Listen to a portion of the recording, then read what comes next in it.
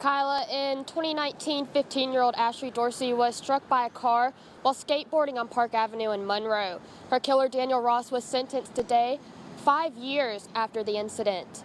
Judge Scott Lehigh saw fit that Ross be sentenced to 4 years of in-home incarceration while living at a medical facility. Lehigh said, quote, "We're not here for the killing, we're here for what happened after." We'll have a quote from the mother later on tonight who says she was robbed of a trial. In Monroe, for your Arkansas News Source, I'm Maya Holloway. All right, you guys, we are on the back porch now with all of these open field views, and hey, y'all caught me sunbathing right here. It was a rainy day, but I'm enjoying the sun being out now. That's right, Louisiana now offers residents the choice to have a seizure indicator on their driver's license. This is intended to let law enforcement and first responders know whether an individual suffers from seizures during an emergency event. All right, well, I was there for the duck drop last year, and it was a lot of fun just to watch. I didn't get to adopt a duck, but it was a lot of fun. Can you kind of tell us about the live ducks? I've been talking about them all morning that you get to bet on. That's so funny to me. Can you just kind of talk a little bit about It really is. All right, well, from experience, I wouldn't bet on Jace. They're all named after the Duck Dynasty brothers. He was not winning last year, but thank you so much for being here with us, Sure, Stacy. thank you.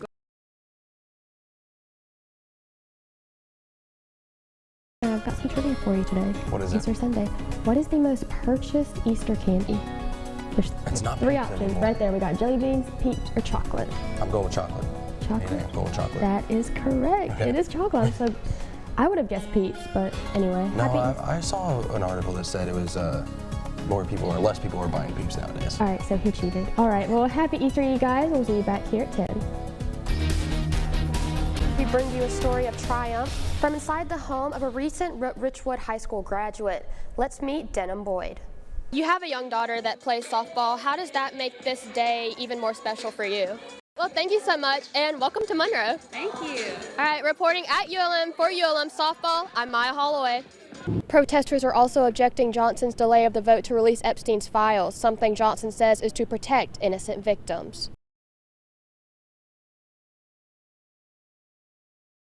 Into the last-minute decorating a week before the parade rolls out.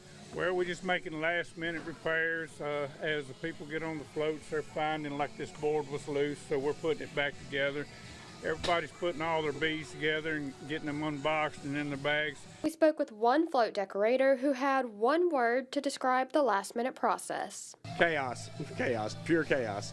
But amidst the chaos, Jeff says it's all worth it in the end. Mostly just adding more lights because there's never enough lights. You look at it, you back up and go, wait a minute, there's another spot. We got to put some more lights on it. So it's just, it's crazy. It's just a never-ending struggle, but it's a lot of fun. Like I say, it's all worth it. The king and the man of the hour spoke some more on how things are going 1 week before the Crew of Janus rolls out. People here today, and the enthusiasm is great. Everybody's smiling, laughing. As you can hear, music's going on everywhere you look. Well, looks like the king was right on the nose with the enthusiasm. Everybody come out to the Crew of Janus Mardi Gras Parade next Saturday. Let's roll! The Crew of Janus Parade rolls out on February 15th at 6 p.m. So go ahead and come on out, grab some really cool beads, some really cool cups, and as always, like a good time draw. From the Crew of Janus Float Den, for your Arkansas News Source, I'm Maya Holloway. What was intended to be a fun night out to celebrate Jacob Hudson's 24th birthday quickly turned into a fight for his life when he was brutally attacked by a large group of men, leaving him in critical condition. At 3 a.m., me and my boyfriend get a call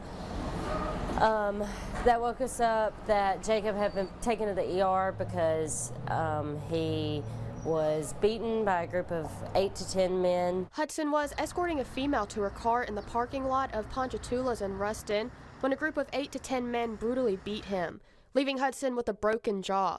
His best friend, Jada Nairn, now advocating for him by being his voice in his time of need. He was conscious the whole time.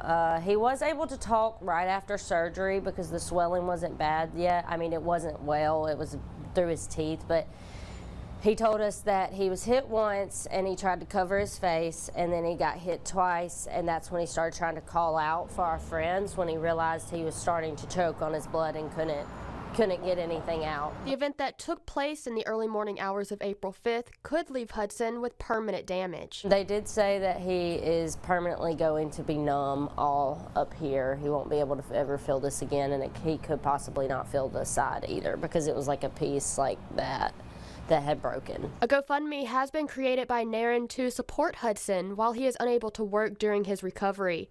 She thanks the community for their generosity during this grueling time. And I do want to thank the community for all they've done for him, and the Ruston ER, Pafford EMS, and Willis Knighton for giving him the care they have. And I do believe there were some strangers that were in the parking lot that night that also helped Jacob up and helped him into the car, and I want to thank them as well. You know who you are if you're seeing this. Like, I really appreciate you helping out my friend.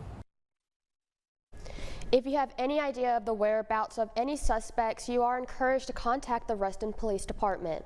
Reporting live from the studio for your ArkLaMiss News Source, I'm Maya Holloway. Kyla? I love Eshondre Turner, and I miss his hugs. He was so good with hugging, and it was just, I miss him. He's missed, very much so. According to officers, Leon Turner was working under the hood of his car in Jena, Louisiana, when out of nowhere, several gunmen appeared and opened fire in what officials described as an ambush-style shooting, resulting in the death of Turner. 4 years after the fatal shooting, Turner's family is in Jena, honoring their family member just blocks away from where the fatal shooting took place. His family still looking for answers on what would have been his 49th birthday. It's hurtful for Sean to come from this community. You know, he was a loving person. He cared about people, and how his life was taken is unfair, and I'm very unpleased with the outcome of not knowing. Turner's friends and family are still holding on to the hope that the gunmen will be identified. I got hope that they will be caught. Justice will be served. His daughter, Jada, is desperate for answers. I wish they would come forward because you would want someone to do the same thing for you. Like, you wouldn't want nobody to hide, but, you know. A $5,000 cash reward is still available to anyone that can help close the 4-year-old case. Reporting in Jena, Louisiana for your ArkLaMiss News Source, I'm Maya Holloway.